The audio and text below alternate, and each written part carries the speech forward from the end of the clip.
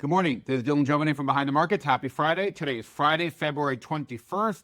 And today I want to talk about a story that's been building up all week, which is the Trump administration ordering the Pentagon, the military, to plan for sweeping budget cuts. Defense Secretary Pete Hegseth said that he wants 8% budget cuts. And with an $850 billion a year Pentagon or military, we're talking about $50 billion in cuts that we're looking at here, which is a big deal. We haven't seen cuts like this since, I don't recall, the 2013 sequestration didn't have cuts this big. This is bigger than that. So we haven't seen cuts this big in a very long time. Now, a lot of people who aren't in the know about this are going to automatically say, wait a minute, we thought Trump would build up the military and do this and do that. But a better way to look at this is not necessarily to look at them as cuts, but to look at them as reprioritizations. We are actually going to be diverting and cutting resources. So a lot of my friends on the right have been calling me up because they know I'm a geek for this kind of stuff. And they've been saying, what's going on? I thought Trump was going to boost the military, strengthen the military. And I've been saying to them, and I figured I'd say to you today, what's really going on behind the scenes here is that basically, we are wasting money on 20th century weapons, okay? We do not know if the F-35 fighter jet, which is a multi-trillion-dollar project, if a manned aircraft wants to be the core of our fighting future. We don't know if manned anything, really, or tanks, for example, or 20th century weapon. We don't understand if the way that we've been thinking about tanks is where we want to be in the future. You got to rethink all of these things. And what we have is an entrenched system of weapons programs that is not allowing us to shift that money to 21st century weapons.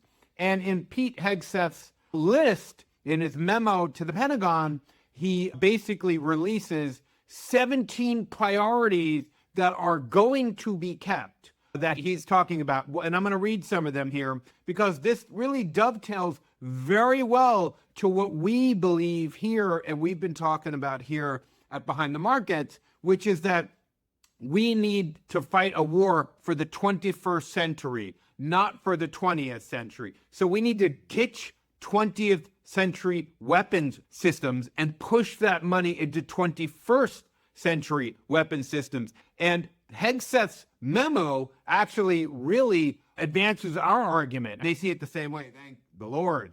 So I'm going to read some of the offsets and discuss them a little bit. First of them is Southwest border activities. One of the things that we're not going to be cutting and we're going to be adding to is defending our border. Also, another one is combating transnational criminal organizations in the Western Hemisphere. This is very important, even more than you think, because forget the Mexican drug cartels, that's part of it. But we've uncovered that China has been smuggling, obviously, fentanyl to these people, and they've been pushing it up. And there's this whole financial loop that's going on between China, the Mexican drug cartels. They're basically killing the flower of our youth, the men of fighting age and the women of fighting age in their 20s, basically gutting us out. Nuclear modernization, we're going to commit money to. We're not cutting. We're going to commit money. Collaborative combat aircraft, which is manned and unmanned fighter jets, really using drones to wage 21st century war. That's going to be a big deal. You think like Top Gun, where there's a squadron in formation of 20 manned aircraft flying somewhere. In the future, we're going to be looking at one manned aircraft or two, and then a bunch of drones that support that. Virginia-class submarines, that's great.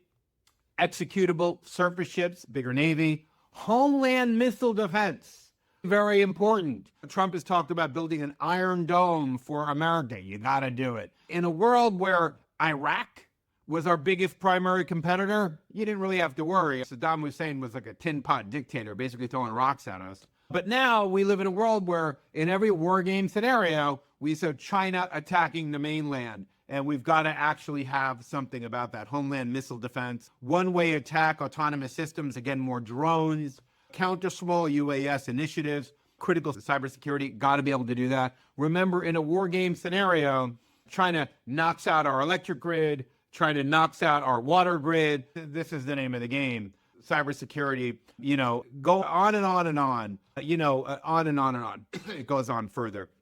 But what we're saying, what Hegseth is saying is, we're going to cut $50 billion from 20th century stuff and excess people that are working here and move that to 21st century items and weapon systems, which is something we have to do. And it's going to take a very flawed human wrecking ball like Donald Trump to do this. Now, it's nice to run around and say, we are going to cut all this spending. But now this is going to be negotiations, because remember something.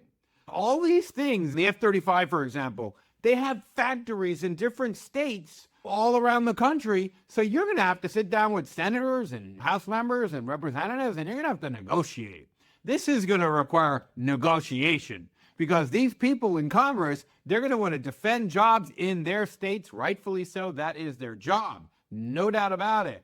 But this is where you hope the Trump administration has taken a page from somebody like LBJ. LBJ used to sit down there and twist arms, break people's arms, bend them over and say, you're going to do what I want, boy, blah, blah, blah. He knew how to legislate. He knew how to cut deals, wrestle people down, and get things done. Let us hope that the Trump administration has the same negotiating power, because the last thing you want to hear is to come out with a thing like this and to have the defense industrial complex push back and actually win this, because very much the future of our country, my kids, your grandkids and kids, my grandkids, it depends on this kind of stuff. So I am cautiously optimistic. I like the list of 17 areas that he's not going to be touching and that we're going to be investing in, because I think that's very important for our future. Anyway, have a wonderful weekend. I'll see you Monday.